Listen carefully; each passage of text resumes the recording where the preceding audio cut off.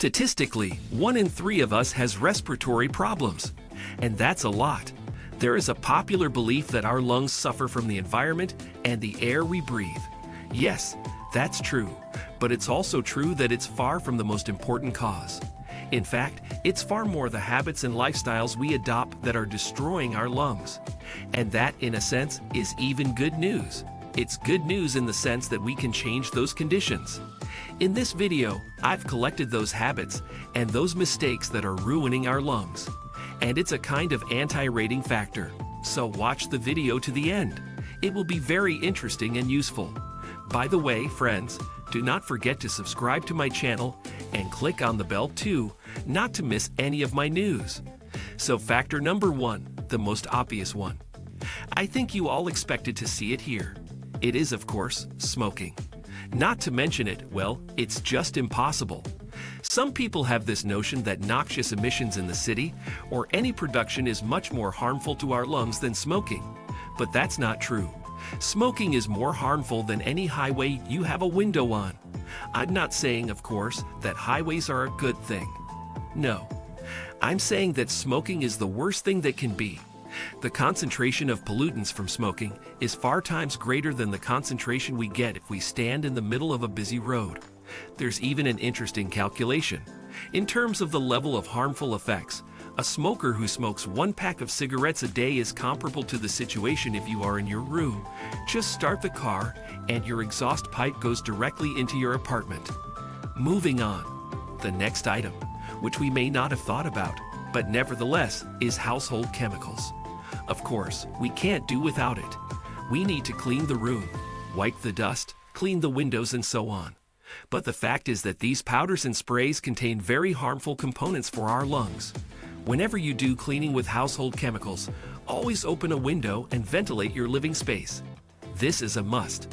If you are using powder products, be extra careful. Don't sprinkle too much of it, dose it.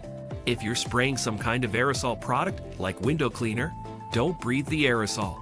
Just open a window, spray it, hold your breath, wait for it to settle, and then start breathing peacefully. There have even been calculations that the excessive use of household chemicals, without taking precautions, equals the harmful effects of smoking.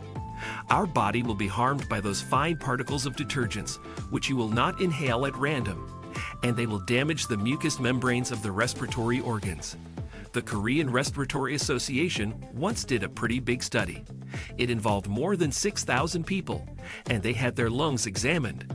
They were also asked how often and how much they used household chemicals. Such indicator as volume of forced exhalation in 1 second was used. As people get older, this indicator tends to decrease. The study showed that people who actively use household chemicals decrease this index much faster. Scientists concluded that constant cleaning for many years, especially if a person is professionally engaged in cleaning, that is, by duty, every day cleans the premises using household chemicals. So over the years, this will equate to smoking 1 pack of cigarettes every day. Also, those who use household chemicals more often are more likely to be diagnosed with asthma. Moving on, of course, it's worth mentioning gas pollution. This is also a factor because the air in our cities contains a large number of impurities that are harmful to our health. This, for example, carbon monoxide. First of all, it enters the atmosphere from car exhausts. The problem is that it forms strong compounds with hemoglobin in the blood, and this reduces the amount of oxygen that is delivered to our cells. Next is sulfur dioxide. It is emitted primarily by industrial plants. It irritates the mucous membranes of the respiratory tract. It causes chronic bronchitis and rhinitis, as well as bronchial asthma. The next ingredient is lead, which enters our atmosphere when gasoline is burned. It also has a negative effect on hemoglobin synthesis. Next is mercury, which is released into the air by industrial plants. 80% of the mercury that we inhale lingers in our tissues, liver, kidneys, heart, brain, and forms toxic compounds that poison our body for a long time. In fact, there are quite a few substances. Of exits here is quite difficult to advise. Of course, it is optimal to live in nature, but I understand that such a recommendation is quite impossible if a person lives in the city. He has his whole life there. He has work there. and advise him to get out somewhere in the village. Well, probably not very relevant. Although if there is an opportunity, then use it.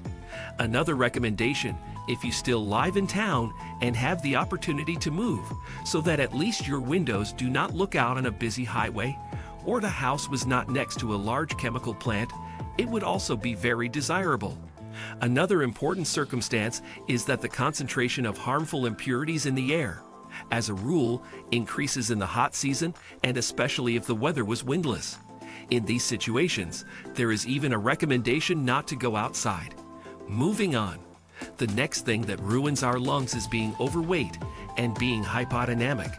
If we are overweight and have excess body fat, our lungs will work in hyperventilation mode. That is, they breathe slower and worse. And because of this, there will be less oxygen in our blood. The blood supply to all our body tissues will deteriorate. Moreover, if a person is overweight, the fat cells themselves will release certain substances that provoke inflammation. And as a result of those harmful influences, which we inhale, that is chemistry, the negative effect of these factors will increase. And the other point is hypodynamia. That is, a sedentary lifestyle and lack of physical activity. Because if we do not move enough, then we will inevitably have a decrease in the vital volume of the lungs. Roughly speaking, they will be weaker because they can also be developed.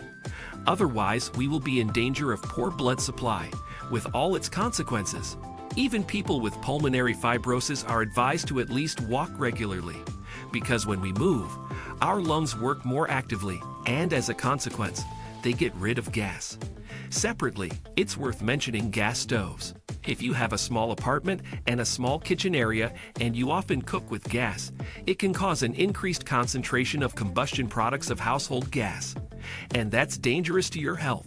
So in these cases of a confined small room, it is recommended to either turn on the hood and ventilate the room. The next point is our nutrition, because it has been proven that those people who like sweets, fast food, and various pastries are much more likely to suffer from allergies and respiratory diseases. For example, sweet lovers very often have irritation of the mucous membranes and chronic bronchitis, because a large amount of fast carbohydrates can provoke an inadequate immune response of your body. By the way, friends, write in the comments, have you ever smoked?